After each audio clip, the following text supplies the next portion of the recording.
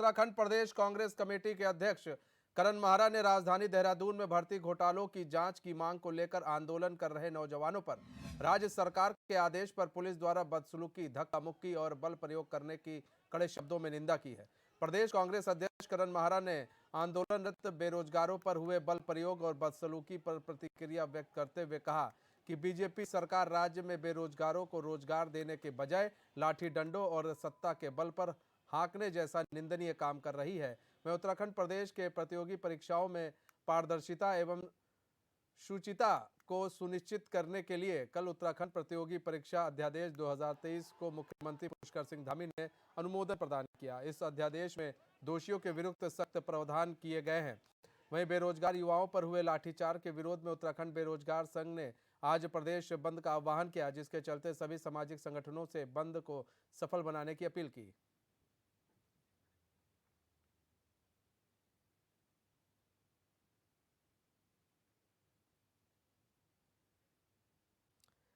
तो ये पुष्कर सिंह धामी का ट्वीट आप देख सकते हैं। युवाओं से किए गए वादों के अनुरूप हमारी सरकार ने देश का सबसे सख्त नकल विरोधी कानून लाने का फैसला किया है।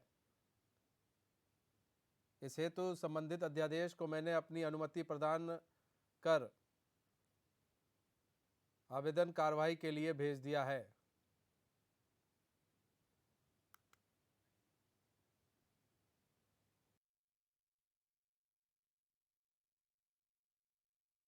लगातार प्रदेश में हो रही भर्ती घोटालों से नौजवान नौयुवतियां परेशान हैं और SSSC भर्ती घोटाले के बाद पुलिस भर्ती घोटाला, पटवारी पेपर लीक मामला, JEE की भर्ती घोटाले में जिस तरीके से हाकम सिंह और मुख्य आरोपी की जमानत है, उससे जो हमारे जांच एजेंसियां उन पर लोगों का भरोसा टूटा है।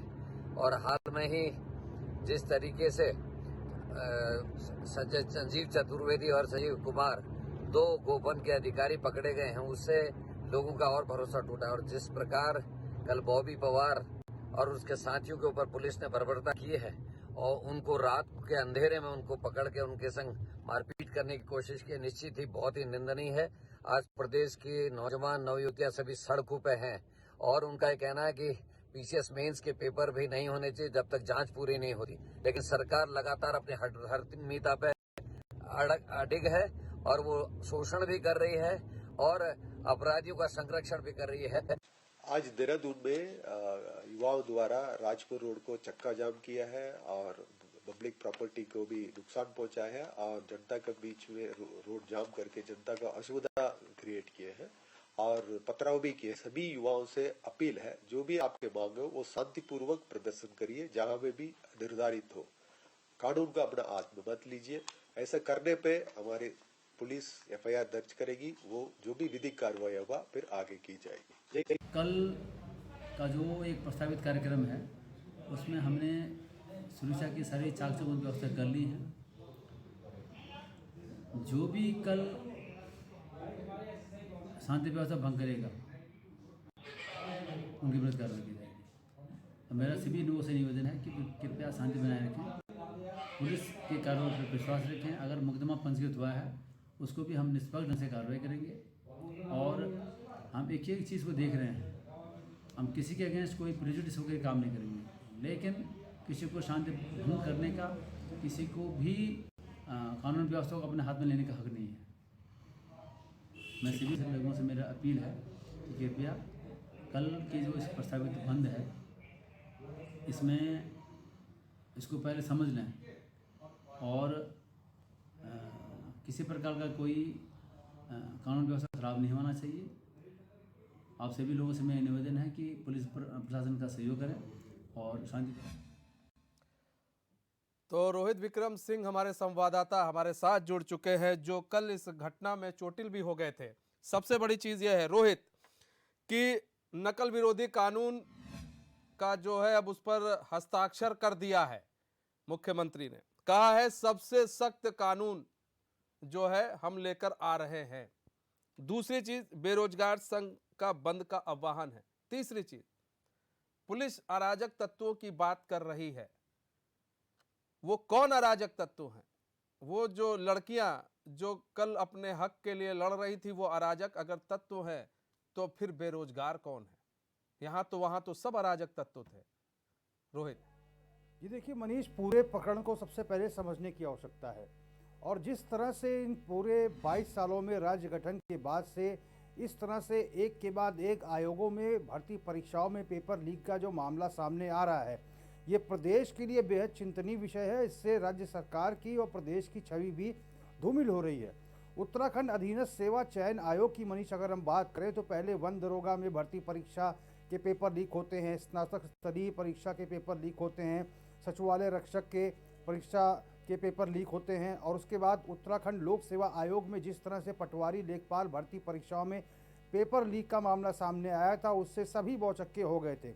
और उसके बाद से यूकेपीसीएस में भी इसी प्रकार की कार्य पद्धति सामने आई और उसके बाद एजेई परीक्षाओं में भी पेपर लीक का मसला सामने आया। आंदोलनरत जो तमाम छात्र हैं, इनका यही कहना था, इनकी कुछ 4 सूत्रीय मांग थी। सबसे पहली मांग इनकी ये थी, चूँकि उत्तराखंड लोक सेवा आयोग के सबसे पहले अनुभाग अधिकारी संजीव चतुर्वेदी की गिरफ्तारी होती है और जेई परीक्षा में पेपर लीक का मसला जब सामने आता है तो एक और अनुभाग अधिकारी संजीव कुमार की भी गिरफ्तारी होती है। अब आंदोलनरत तमाम जो अभ्यर्थी हैं जिन्होंने परीक्षाएं दी थी और परीक्षा अब रद्द हो चुकी है, इनका यही कहना है कि जब प्रदेश सरकार के नेतृत्व में जांच गतिमान है, ऐसे में जब जांच पूरी नहीं हो जाती तो इस बात की गारंटी कौन लेगा कि अगर सरकार परीक्षाएं कराती है दोबारा और फिर इस प्रकार के मामले सामने आते हैं तो उसकी जिम्मेदारी और जवाबदेही किसकी होगी। इनका यही कहना है कि पहले उत्तराखंड लोक सेवा आयोग के समस्त कर्मचारियों अधिकारियों की भी निष्पक्ष जांच हो। दूसरा इनका पॉइंट ये है कि हाईकोर्ट के सिटिंग जज के नेतृत्व में सीबीआई जांच की मांग ये कर रहे हैं और तमाम नकलची जो इस पूरे प्रकरण में शामिल रहे हैं उनकी सूची जारी करने की बात कर रहे हैं। चौथी मांग जो इनकी थी, नकल विरोधी कानून प्रदेश में लाया जाए, जिसको बीते रोज मुख्यमंत्री पुष्कर सिंह धामी ने देर शाम उच्च अधिकारियों के साथ बैठक करके इसको लेकर एक ऑर्डिनेंस लाए हैं, अध्यादेश लाए हैं विषम परिस्थितियों में और उसको राजभवन में मंजूरी के लिए भेज दिया गया है। अब यदि 12 तारीख से पहले ये राजभवन से इसको मंजूरी प्राप्त हो जाती है इस अध्यादेश को, ये अध्यादेश पूरे प्रदेश में लागू हो जाएगा और आगामी 12 फरवरी को ही पटवारी लेखपाल भर्ती परीक्षाएं भी मनीष होनी है और 23 फरवरी से 26 फरवरी तक उत्तराखंड पीसीएस की परीक्षाएं मेंस की होनी है। तो ऐसे में तमाम जो बेरोजगार जो सड़कों पर बीते रोज जिनको हमने देखा, उनका यही कहना है कि सरकार से वो विनम्र निवेदन कर रहे हैं कि सरकार पहले जांच पूरी कर ले, उसके बाद ही परीक्षाएं कराए, क्योंकि इस प्रकार की जो एक के बाद एक पेपर लीक का मसला जो उत्तराखंड में सामने आया है, ऐसा पहले कभी राज्य गठन के बाद नहीं हुआ। अब इसको लेकर लगातार सियासत भी हो रही है। देखिए मनीष, कांग्रेस का कहना है कि जो कल बीते रोज पथराव हुआ है, उस पथराव में भारतीय जनता पार्टी और आरएसएस के लोग शामिल थे और सरकार से और पुलिस प्रशासन से जवाबदेही सुनिश्चित करने की बात कही है कि इतनी भारी मात्रा में आखिर ईंट और पत्थर आए कहां से, क्योंकि वो जो तमाम जो छात्र थे जो आंदोलन कर रहे थे वहां पर तो इस प्रकार की ईंट और पत्थर उपलब्ध नहीं थे। तो बोरियों में भर भर के कौन वो शख्स था जो ईंट पत्थर गांधी पार्क तक पहुंचाया जिसने, और उसके बाद पथराव हुआ। हालांकि सरकार की तरफ से और बीजेपी की तरफ से ये कहा जा रहा है कि चूंकि कांग्रेस का मुख्यालय भी राजपुर रोड पर निकट में ही है और बीजेपी का भी महानगर का मुख्यालय पास में ही है, बीजेपी का आरोप है कि कांग्रेस के लोग मिलकर, एनएसयूआई के छात्रों ने मिलकर ये पथराव किया है। तो लगातार इसको लेकर सियासत भी जारी है। हालांकि जो पुलिस प्रशासन है और जो जिला प्रशासन है उसकी तरफ से पूरे नगर क्षेत्र में देहरादून के इस समय धारा 144 लागू है। 5 लोगों को इकट्ठा एक जगह खड़े होने की अनुमति नहीं है। हालांकि जो बेरोजगार संघ है उसने तमाम लोगों से, तमाम सामाजिक संगठनों से और अन्य लोगों से अपील की है कि आज जो है प्रदेश व्यापी चक्का जाम और बंद किया जाए। और चूंकि इसको लेकर आज दिन भर सियासी सरगर्मी भी तेज रहेगी, क्योंकि उत्तराखंड क्रांति दल, कांग्रेस के तमाम जो डेलीगेशन है, पुतला दहन भी सरकार का करने वाले हैं, जिला प्रशासन का, पुलिस प्रशासन का। तो फिलहाल ये मामला थमता हुआ नहीं दिख रहा है। 2 दिन का समय और बचा है। देखते हैं कि सरकार बेरोजगारों की मांग मानती है कि आखिर में इनकी जांच पूरी होने के बाद, प्रकरण की जांच पूरी होने के बाद परीक्षाएं कराती है, या फिर एक दिन बाद जो पटवारी लेखपाल भर्ती परीक्षा 12 फरवरी को हो रही है इसको सरकार संपन्न कराती है। लेकिन फिलहाल इसको लेकर गहमा गहमी जारी है। पुलिस प्रशासन को डर है कि कहीं एक बार फिर से बीते रोज की तरह तस्वीर जो है सामने ना आए, क्योंकि जिस तरह से भारी संख्या में, हजारों की संख्या में बीते रोज गिरफ्तारी हुई है छात्रों की, छात्र चीख चीख कर चिल्ला रहे थे कि हम कल फिर सड़कों पर आएंगे और कल आज से ज़्यादा भीड़ लेकर आएंगे। तो जिला प्रशासन, पुलिस प्रशासन पूरी तरह से मुस्तैद है। सरकार ने अपील की है तमाम बेरोजगारों से कि इस प्रकार का कृत्य ना करें, क्योंकि इस ऐसा कृत्य करने से जो आम जनजीवन है वो प्रभावित होता है। बीते रोज़ हमने देखा कि किस तरह से जो एम्बुलेंस थी वो सड़कों पर नहीं गुजर पा रही थी, स्कूली बच्चों को घर जाने में दिक्कतें आ रही थी, जो लोग बाज़ार आए थे, सामान खरीदने आए थे, वो जहाँ तहाँ फंसे के फंसे रह गए, जो लोग अपने कार्यालय से छुट्टी होने पर घर जा रहे थे उन्हें भी बहुत लंबे जाम का सामना करना पड़ा। तो पूरी जो अर्थव्यवस्था और पूरी जो यातायात व्यवस्था है पूरी तरह से चौपट दिखी। दुकानें पूर्ण रूप से बंद रही, राजस्व का जमकर नुकसान हुआ, पुलिस की गाड़ियों पर पथराव हुआ, 13 जो पुलिसकर्मी है इस पूरे पथराव में जख्मी हुए, बहुत सारे जो प्रदर्शनकारी छात्र थे वो भी जख्मी हुए हैं। रोहित, सवाल ये है कि लाठी भांजी गई, प्रशासन कह रहा है कि भाई अराजक तत्व। सवाल यही है कि अराजक तत्व कौन? वो जो लड़कियां जो अपने हक की लड़ाई लड़ रही थी वहां पर। अराजक तत्व कौन? जो लाठी भांज रहे थे।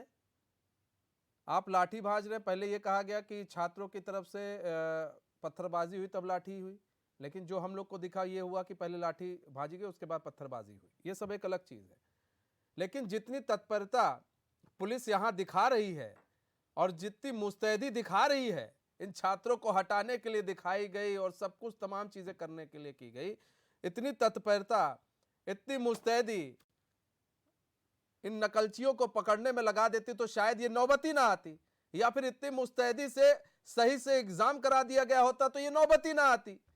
क्यों ये छात्र सड़कों पर आते? क्यों ये छात्र इनको पत्थर उठाना पड़ता?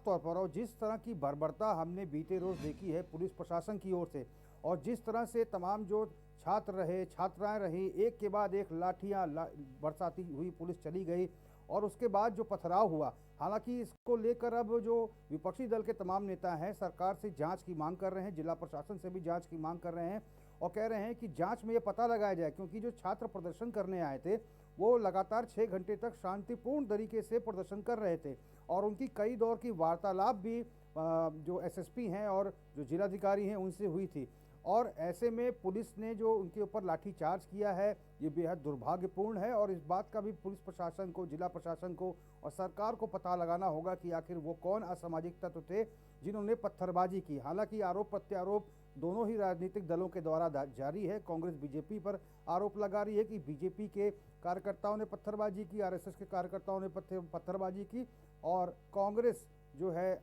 आरोप लगा रही है बीजेपी में, बीजेपी लगा रही है कांग्रेस पर कि एनएसयूआई और अखिल भारतीय जो ये तमाम जो छात्र संगठन है, युवा कांग्रेस के जो तमाम नेता हैं, ये भारी संख्या में कार्यकर्ताओं को लेकर आए और इन्होंने पत्थरबाजी की। फिलहाल जांच का विषय है, सरकार ने इसकी जांच के आदेश दे दिए हैं, जांच में निकल के सामने आएगा कि आखिर वो कौन असामाजिक तत्व थे। लेकिन बीते रोज की जो दुर्घटना हुई है, जो वाकया हुआ है और जो इस राज्य गठन के बाद अब तक नहीं हुआ, भारी संख्या में चोटिल हुए हैं पुलिस के जवान और भारी संख्या में जो छात्र हैं वो चोटिल हुए हैं, सड़कों पर खून बिखरा हुआ हमें दिखाई दिया, ये बेहद दुर्भाग्यपूर्ण है। अब देखना होगा कि अब ये आंदोलन जो है शांतिपूर्ण रहता है या फिर समाप्त होता है। क्या सरकार आंदोलनकारी जो ये बेरोजगार छात्र हैं इनकी मांगों को मानती है? क्या परीक्षाओं को टाला जाता है, या फिर एक दिन बाद जो 12 तारीख को पटवारी लेखपाल परीक्षा हो रही है इसको सरकार संपन्न कराएगी? एक दिन बाद, मतलब कि एक दिन बाद सब कुछ 24 घंटे में बहुत कुछ साफ हो जाएगा। बहुत बहुत धन्यवाद रोहित हमारे साथ जुड़ने के लिए।